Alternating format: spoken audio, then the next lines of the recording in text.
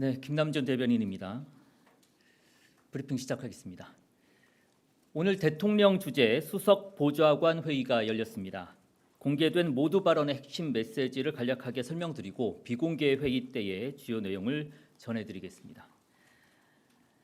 먼저 이재명 대통령은 우리 경제 잠재 성장률 반등을 위한 구조개혁 의지를 밝혔습니다. 아울러 구조개혁에는 고통과 저항이 따르는 만큼 갈등을 피하지 말고 수기와 타협을 거쳐야 한다고 강조했습니다. 오늘이 전태일 열사 55주기인 점을 짚으며 우리나라 노동환경 개선과 노동자 존중을 위한 노동개혁 의지를 밝혔습니다. 참고로 2020년 이후 공식 석상에서 이 전태일 열사를 언급한 것은 대통령이 언급한 것은 처음이라고 합니다. 다음은 비공개 회의의 주요 내용입니다. 오늘 비공개 회의에서는 내년을 잠재 성장률 반등의 원년으로 만들기 위해 규제, 금융, 공공, 연금, 교육, 노동 등 6개의 6대 분야에 대한 개혁 추진 의지를 밝혔습니다. 먼저 규제 개혁입니다. 다수의 역대 정부들이 규제 개혁 자체를 목표로 하다 보니 지속 가능한 합리적인 개혁안보다 단기 성과 중심으로 끝났다는 점이 지적됐습니다. 이재명 정부는 규제 개혁을 통한 성과 도출 이 부분을 위해서 분야별, 목표별 이렇게 세밀한 규제 개혁안을 만든다는 방침입니다. 신기술에는 규제를 유연하게 적용하고 생명 안전 분야에는 적정 수준의 규제를 유지하는 등 환경 변화에 맞춰 합리적인 규제 개혁을 추진할 계획입니다. 또한 경제단체, 지역사회 등 현장 소통을 강화하며 규제를 합리화해 나가겠습니다. 다음으로 금융개혁입니다. 현재 우리나라 금융시장은 부동산으로 자금이 쏠리고 취약계층에 대한 약탈적 대출, 제도권 금융 배제 등의 문제가 발생하고 있음에도 정책금융이 이를 효과적으로 제어하지 못했습니다. 정부는 향후 생산적 금융으로의 전환, 포용금융 확대 등을 통해 성장과 회복을 균형 있게 뒷받침하는 금융정책을 추진할 방침입니다. 이와 관련해 이재명 대통령은 현재 금융제도는 가난한 사람이 비싼 이자를 강요받는 등 이른바 금융계급제가 된 것 아니냐라고 지적하면서 기존 사고에 매이지 말고 해결책을 마련하라고 주문했습니다. 또한 금융기관도 공적 기능을 다할 수 있도록 해야 한다는 점도 강조했습니다. 다음은 공공개혁입니다. 공공개혁은 공공기관을 우리 경제의 성장 동력 주체로 회복시키는 데 주안점을 두기로 했습니다. 지난 정부에서 공공기관은 지나친 인력 감축과 재무 성과에 치우친 평가 방식으로 인해 그 역할이 크게 제한됐다는 평가를 받고 있습니다. 따라서 정부는 수요자인 국민의 관점에서 공공기관의 기능을 조정하고 평가 제도를 개편해 공공기관이 노동, 안전, 균형 성장 등의 분야에서 시장을 선도해 나갈 수 있는 역량을 갖추도록 지원해 나가겠습니다. 특히 이재명 대통령은 공공기관 개혁의 명분 아래 힘없는 사람을 자르는 방식이 되어서는 안 되고 불필요한 임원 자리를 정리하는 개혁을 한다는 원칙을 분명히 했습니다. 다음은 연금 개혁입니다. 연금 개혁은 장기적으로 세심하고 신중히 준비해야 할 과제인 만큼 충분한 논의가 필요합니다. 오늘 회의에서는 국회 연금특위가 구체적 개혁안을 논의하고 정부는 이를 지원하되 다층 소득 보장 체계 구축을 통해 노후 소득 보장의 기틀을 마련하는 등의 추진 방향들이 제시됐습니다. 이어서 교육 개혁은 거점 국립대를 포함한 지방대학 육성을 비롯해 지역 소멸, 기후 변화, AI 대전환이라는 환경 변화에 대응할 수 있도록 개혁을 추진한다는 계획입니다. 마지막으로 노동 개혁입니다. 정부는 청년, 고령자 등 취약계층을 포함한 모든 국민의 일할 권리를 보장하고 노동시장 양극화 해소에도 힘쓰겠습니다. 무엇보다 이해관계자 의견 수렴 없이 일방적, 강압적으로 추진한 지난 정부의 노동개혁과 달리 이재명 정부는 소통과 상생의 노사관계 구축을 통해 노동이 존중되는 진짜 성장을 실현해 나가겠다는 방침입니다. 특히 개혁은 필연적으로 갈등이 수반되므로 국민이 공감하는 만큼 추진할 수 있다는 원칙 하에 개혁 과정 전반에 대한 국민 참여를 보장하고 수기 과정을 최대한 공개해 나가겠다는 계획입니다.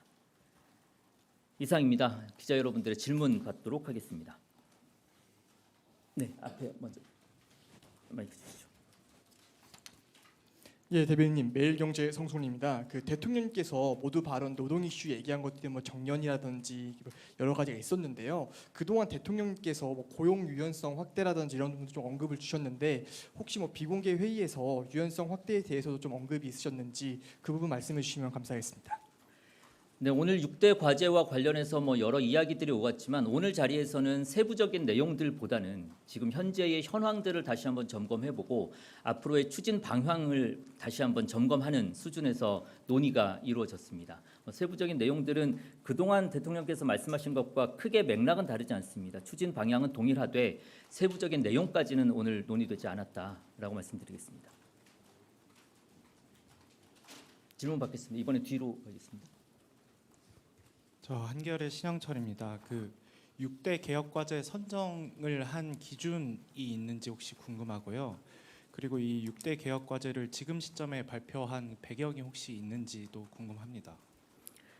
네, 이 6대 개혁 과제를 선정한 것은 방금 말씀드렸었던 6대 과제는 저희가 국정 운영을 해 나가면서 여러 가지 회의라든지 아니면 일정 메시지를 통해서 익히 들어왔었던 내용이기도 합니다. 다시 말씀드리자면 이재명 정부가 국정을 추진하면서 주요하게 생각하고 있는 분야들이 6대 과제로 정리가 된 것이고요. 지금 저희 이재명 정부가 출범한 지 이제 5개월이 됐습니다. 지금 상황에서 이 개혁 과제를 다시 한번 정리하고 점검하면서 추진 방향을 논의할 필요성이 있다라고 판단돼서 오늘 수석 보좌관 회의에서 논의를 하게 됐습니다. 또 질문 있으신 기자분들 질문 받겠습니다. 네. 네, 안녕하세요. 오마이뉴스 이경태 기자입니다. 노동개혁 관련해서요.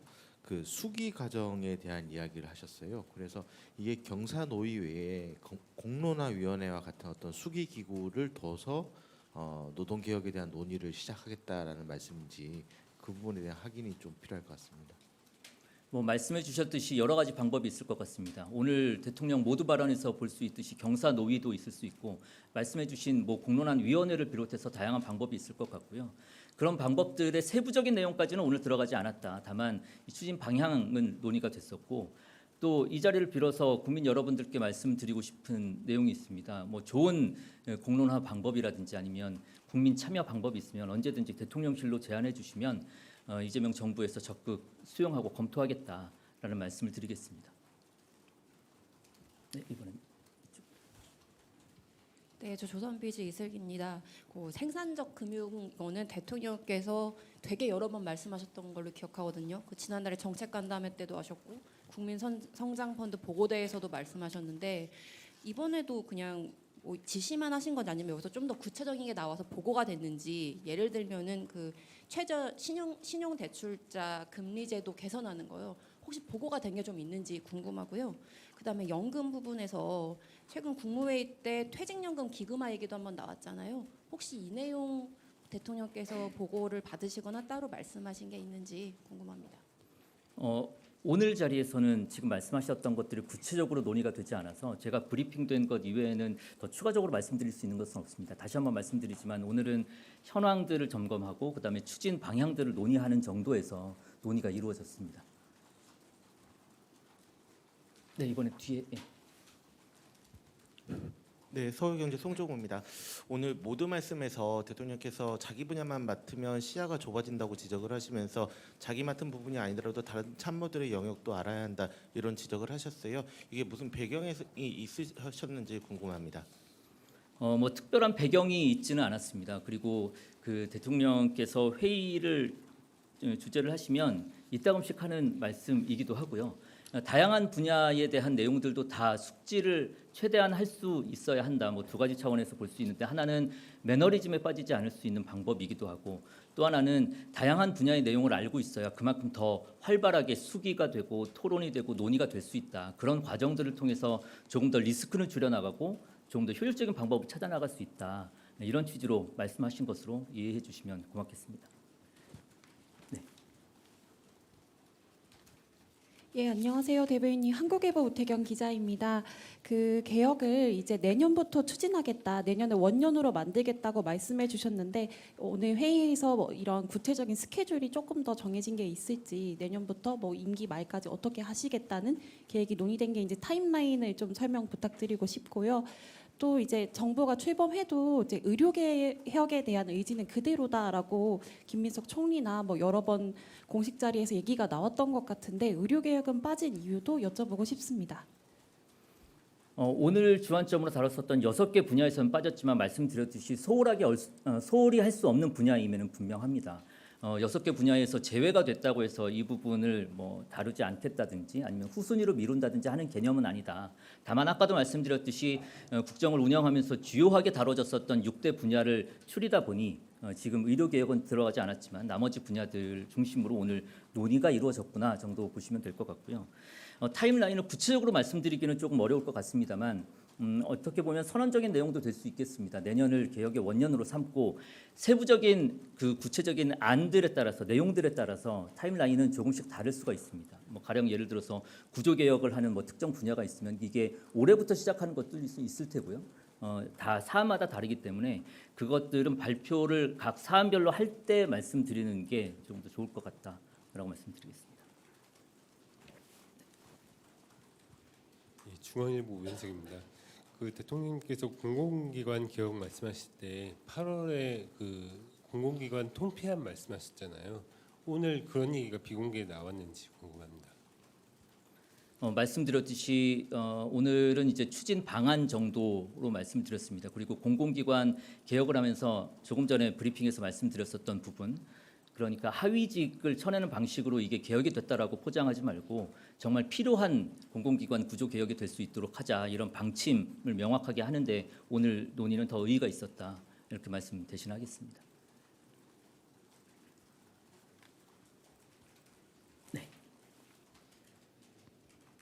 네, 대변인님, 연합뉴스 황윤기 기자입니다. 그 현안 관련인데 혹시 노만석 대검 차장과 정진우 중앙지검장 사표가 수리가 됐는지 궁금하고요. 그 검찰총장이 이어서 대검 차장과 중앙지검장 자리까지 공석이 됐는데, 이 총장 인선에 대해서는 대통령실 내부에서 검토 중인지 궁금합니다.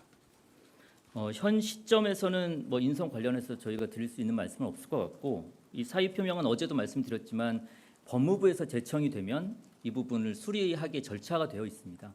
그런 절차에 따라서 진행되는데 아직 사의할 수 있는 절차는 되지 않았습니다. 수리할 수 있는 절차는 아직은 되지 않았습니다. 네. 질문 또 있으실까요?